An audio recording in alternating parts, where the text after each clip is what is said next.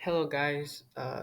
Today I will be reading you guys a chapter, the second chapter of Percy Jackson and the Lightning Thief, and teaching you guys about metaphors and similes. Okay, let's get started. I was used to the occasional weird experience, but usually they were over quickly. This 24/7 hallucination was more than I could handle. For the rest of the school year, the entire campus seemed to be playing some kind of trick on me. The students acted as if they were completely and totally convinced that Miss Kerr, a perky blonde woman whom I've never seen in my life until she got on our bus at the end of the field trip, had been our math teacher since Christmas. Every so often, I would spring a Miss Dodds reference on somebody, just to see if I could trip them, but they would stare at me like I was psycho. It got so I almost believed them. Miss Dodds never exists. Almost. But Grover couldn't fool me. When I mentioned the name Dodds to him, he would hesitate, then claim she didn't exist. But I knew he was lying. Something was going on. Something had happened at the museum. I didn't have much time to think about it during the days, but at night, visions of Miss Dodds with talons and leathery wings would wake me up in a cold sweat. The freak weather continued, which didn't help my mood. One night, a thunderstorm blew out the windows of my dorm room. A few days later, the biggest tornado ever spotted in the Hudson Valley touched down only 50 miles from Yancey Academy. One of the current events we studied in social studies class was the unusual number of small planes that had gone down in sudden squalls in the Atlantic that year. I started feeling cranky and irritable most of the time. My grades slid from D's to F's. I got into more fights with Nancy Baba Fett and her friends. I was sent out into the hallway in almost every class. Finally, when our English teacher, Mr. Nicole, asked me for the millionth time why I was too lazy to study for a spelling test, I snapped. I called him an old sot. I wasn't even sure what it meant, but it sounded good.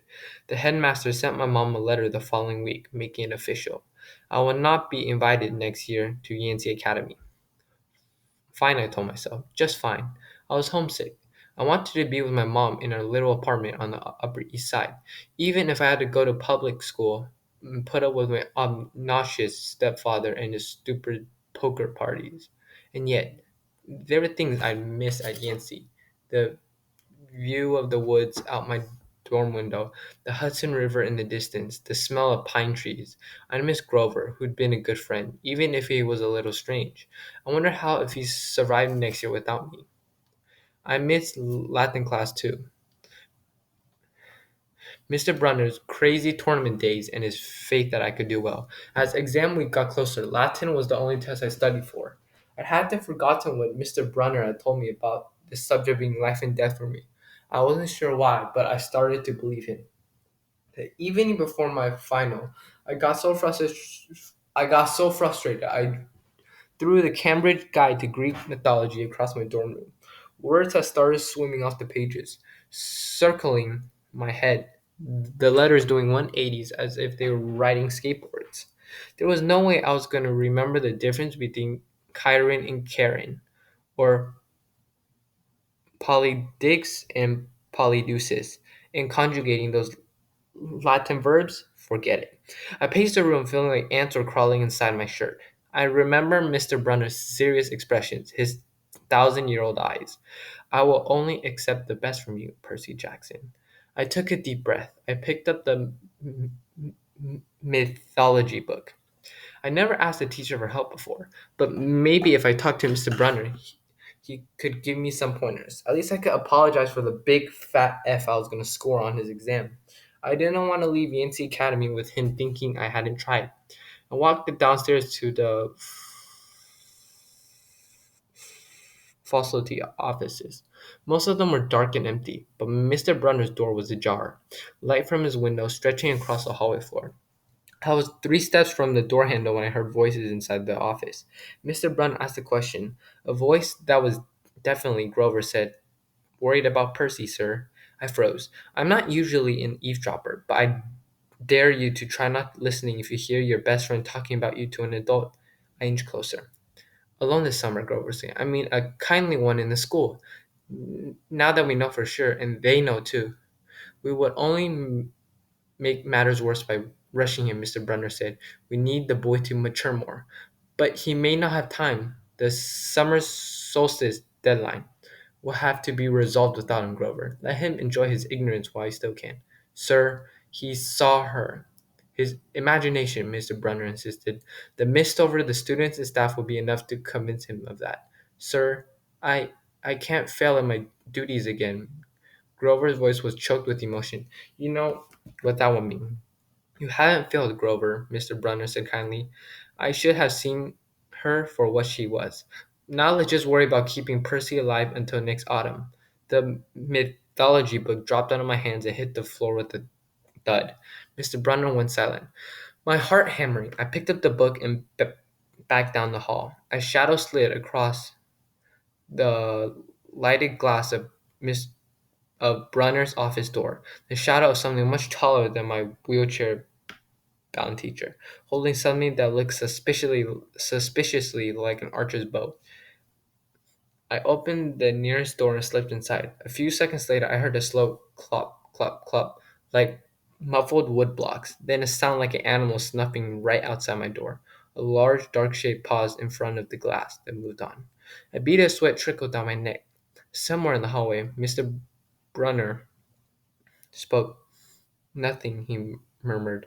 My nerves haven't been right since the winter solstice. Mine neither, Grover said, but I could have sworn.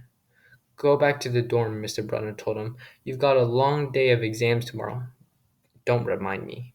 The lights went out in Mr. Brunner's office. I waited in the dark for what seemed like forever. Finally, I slipped out into the hallway and made my way back up to the dorm. Grover was lying on his bed, studying his Latin exam notes like he'd been there all night. Hey, he said, bleary eyed. You going to be ready for this test? I didn't answer. You look awful, he frowned. Is everything okay? Just tired. I turned so he couldn't read my expression and started getting ready for bed. I didn't understand what I heard downstairs. I wanted to believe I'd imagined one thing. But one thing was clear. Grover and Mr. Brunner were talking about me behind my back. They thought I was in some kind of danger. The next afternoon, as I was leaving a 3-hour Latin exam, my eyes swimming with all the Greek and Roman names I misspelled, Mr. Brennan called me back inside. For a moment, I was worried he found out about my eavesdropping the night before, but that didn't seem a problem.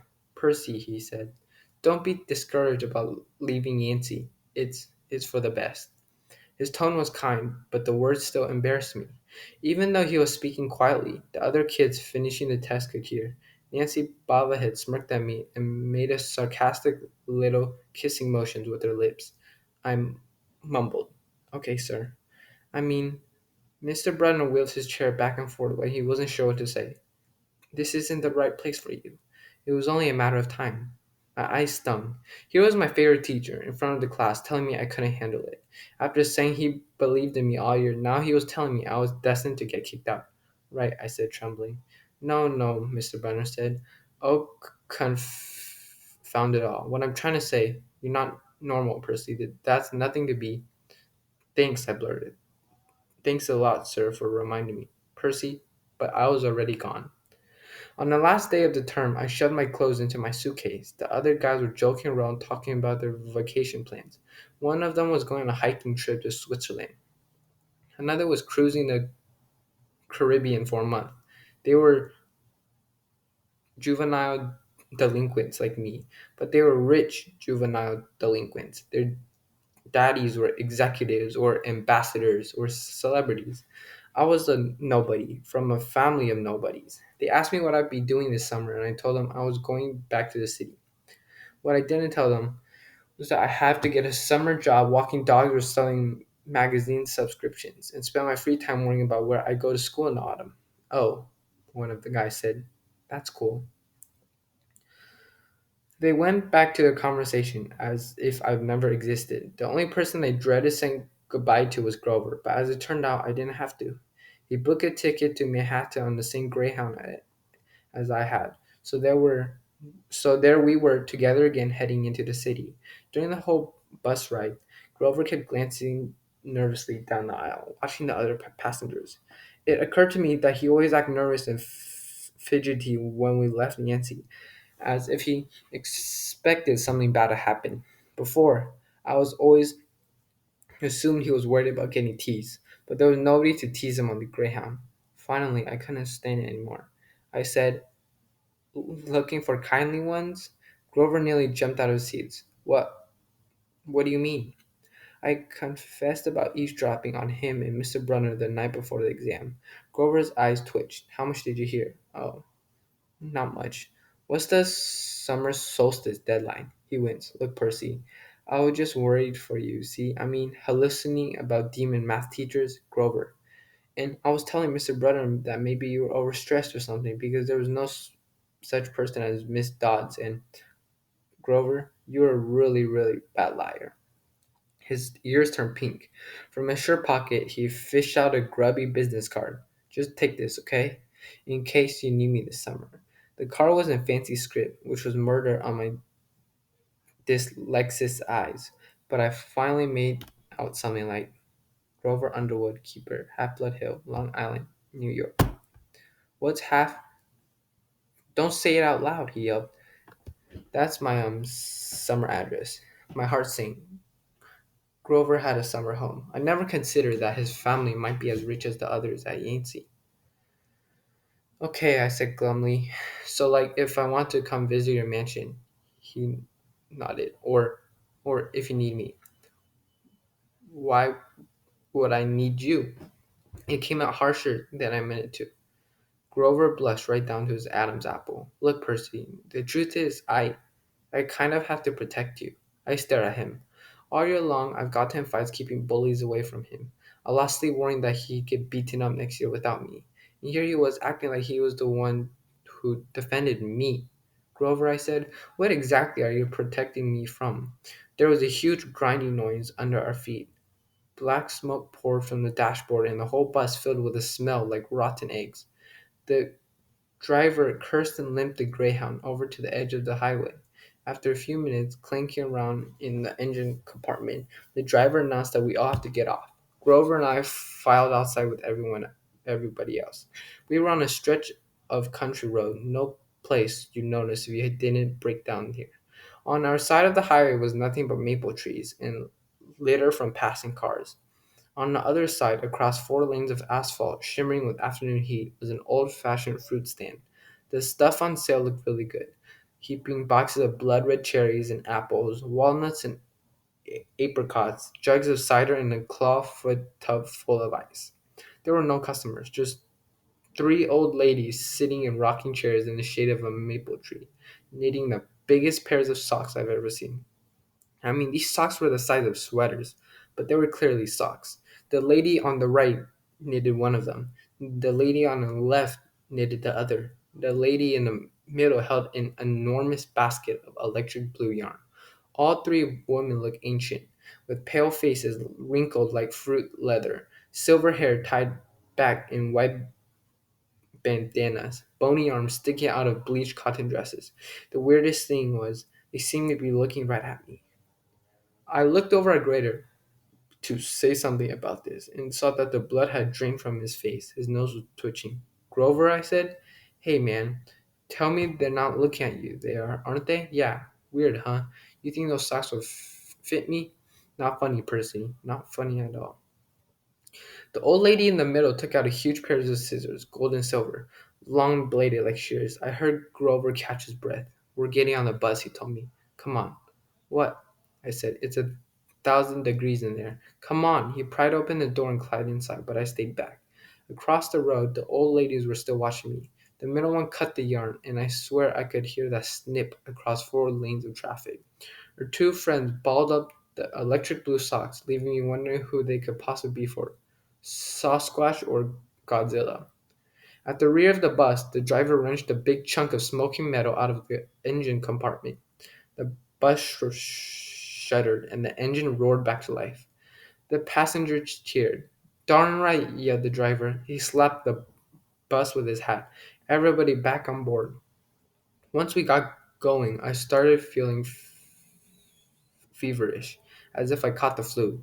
Grover didn't look much better. He was shivering and his teeth were chattering. Grover?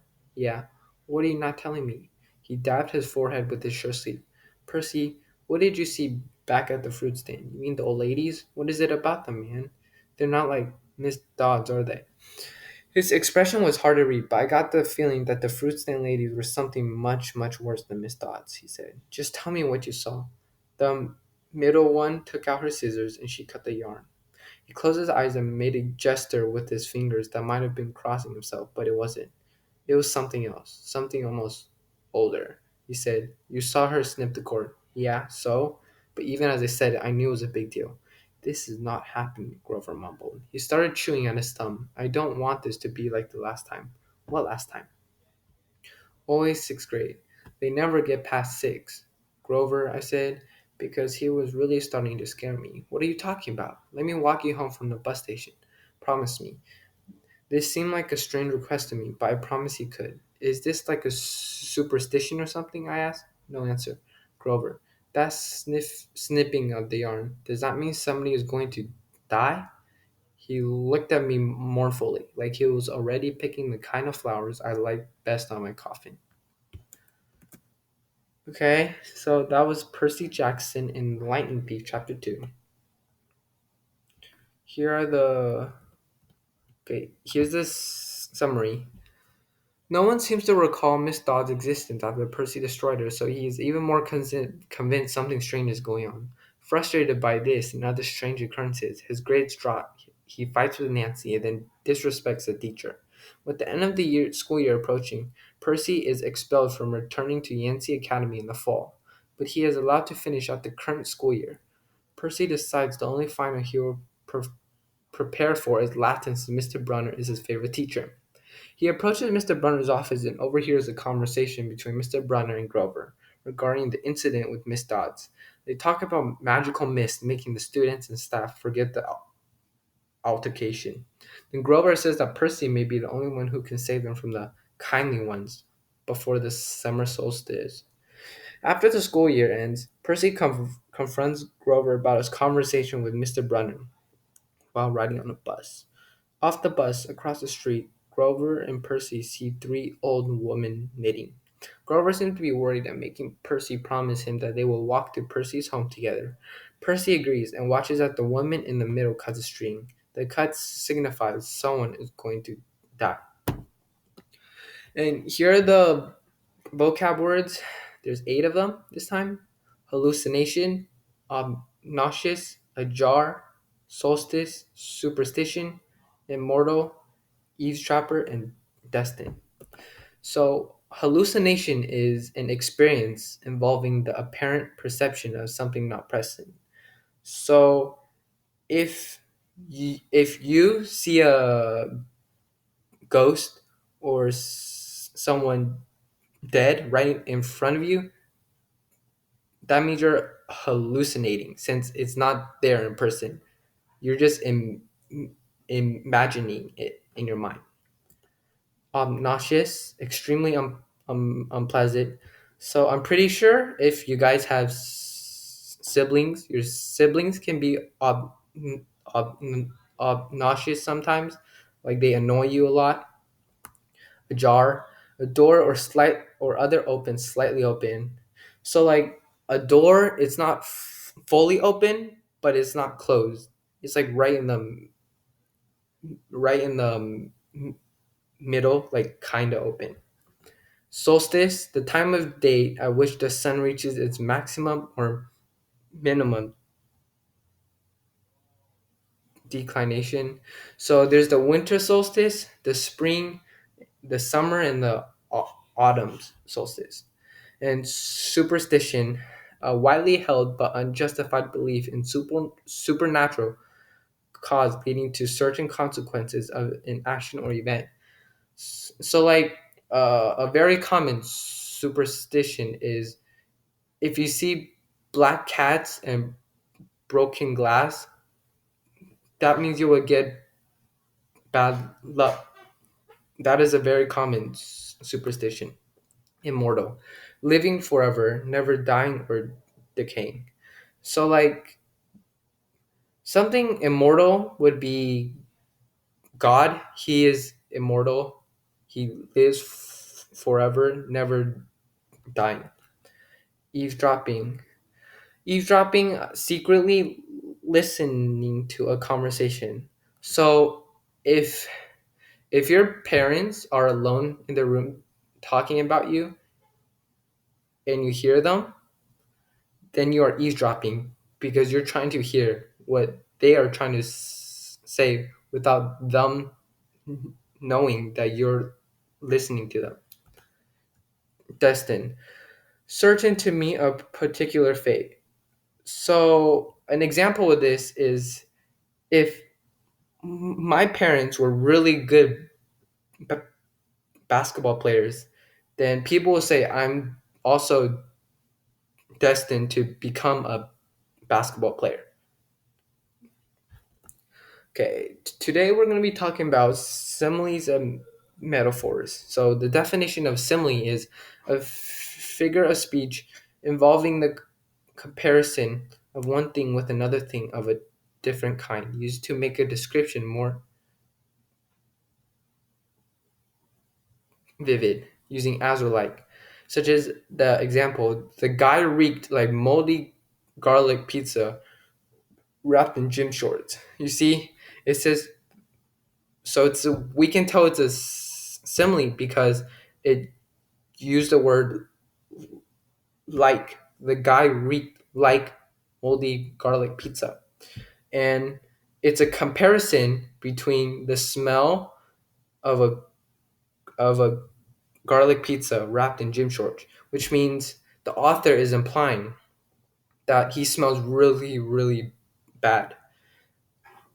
Metaphor, on the other hand, is a figure of speech in which a word or phrase is applied to an object or action to which it is not literally uh,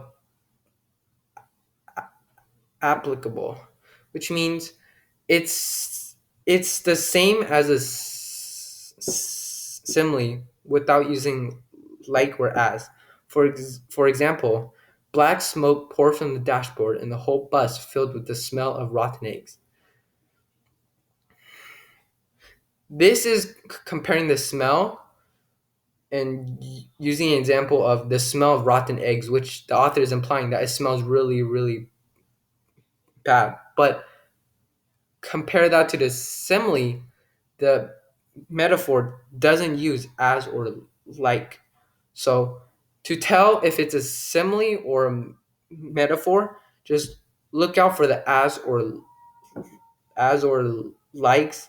If it does have that in the sentence, it's a simile. But if it's comparing and it doesn't have as or like, it's a metaphor.